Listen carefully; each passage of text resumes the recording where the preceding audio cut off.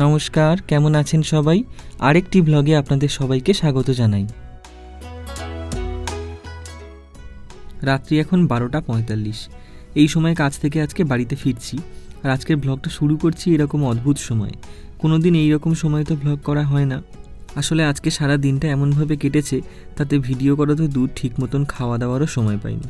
সকালবেলা আজকে 11টার সময় বেরিয়েছি, আর দোকান খোলার পর থেকে রয়েছি মার্কেটে।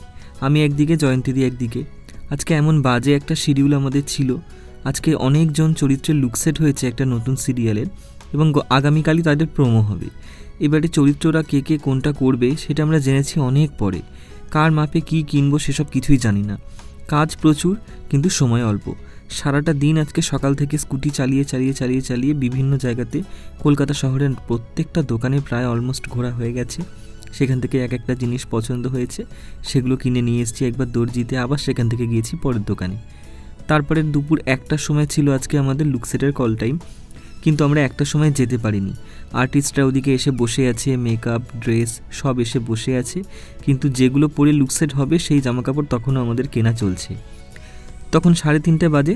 মোটামুটি কিছু জনের কেনা হয়েছে, জয়ন্তীদি সেগুলো নিয়ে চলে গেছে, আর আমি চলে গেছি আরও কিছু জিনিসপত্র কিনতে প্রোমোর জন্য। সেই সময় দুপুরবেলা 2টো স্যান্ডউইচ ফ্লুরিস থেকে জয়ন্তীদি কিনেছিল। আমি একটা খেয়েছি আর সে একটা খেয়েছে। অবশেষে আমার যখন আজকে মার্কেটিং শেষ হয় তখন বাজে রাত্রি 10টা। তারপরে গিয়েছি স্টুডিওতে, বাকি যে লুকগুলো ছিল সেগুলো আমরা করেছি। সেখানে শেষ হয়েছে আমাদের আজকে রাত্রি 12:30টার সময়। কিন্তু ডিনার ছিল না। বাড়ি থেকে ফোন করেছিল, আমি বললাম যে হ্যাঁ বাড়িতে গিয়ে খাবো, আমার ঘরে খাবার জল সব রেখে দিও। ওরা রেখে দিয়েছে।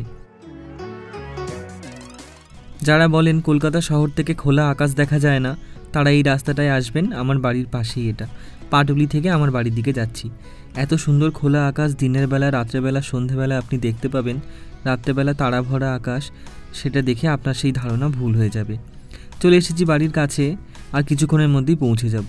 আজকে সেরকমভাবে খাওয়া দাওয়া কিছু হয়নি, প্রচণ্ড খিদে পেয়েছে।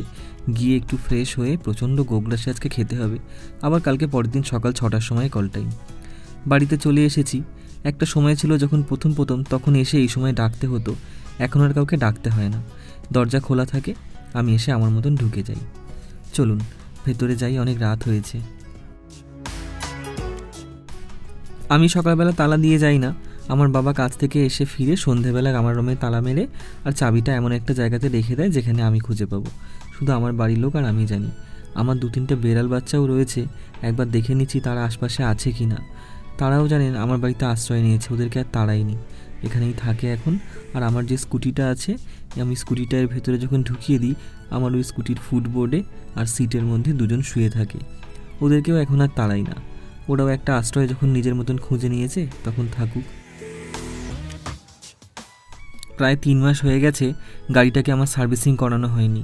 অবশ্য 3 মাস অন্তর অন্তরই করাই। এবারে একদিন সময় পেলে গাড়িটাকে নিয়ে গিয়ে একটু সার্ভিসিং করিয়ে আনতে হবে। আসলে আমার গাড়িটা প্রচুর চলে, সেই জন্য একদম টাইমে সার্ভিসিং করাটা খুব দরকার। প্রচণ্ড গরম। বাড়িতে ঢুকে সবার আগে যে জিনিসটা আমাকে ঠান্ডা করে সেটা হচ্ছে এসি। কখন কি করব সেটাই বুঝতে পারছি না। এখন বাজে অলমোস্ট 1:10। এবার একটু স্নান করব, তারপর একটু খাবো, খেয়ে শুতে বেজে যাবে 2টো। তারপরে আবার সকাল 6টার সময় উঠতে হবে। খুব ভোর রয়েছে কল টাইম। অবশ্য খুব একটা বেশি দূরে কালকে লোকেশন নয়, আমার বাড়ি থেকে মিনিট 15ই রাস্তা।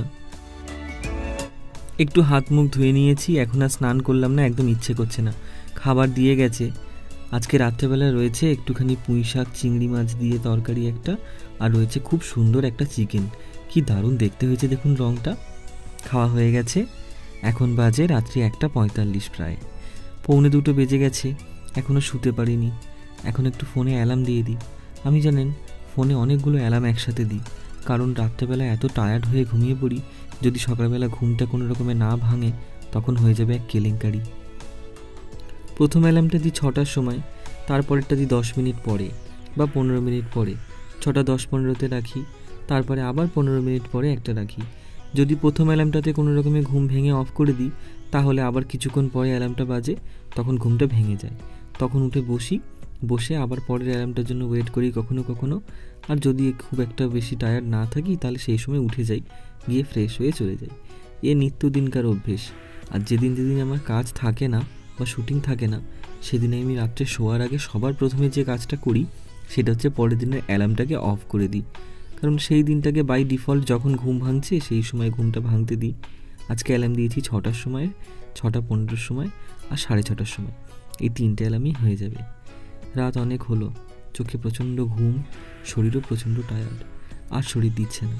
আজকের দিনটা শেষ, তাহলে আজকের ভিডিওটাও এখানেই শেষ করছি। কেমন লাগলো সেটা আমাকে অবশ্যই কমেন্ট করে জানাবেন। যদি ভালো লেগে থাকে তাহলে একটা লাইক করে দেবেন। দেখা হবে খুব তাড়াতাড়ি পরের আর একটা ভ্লগে।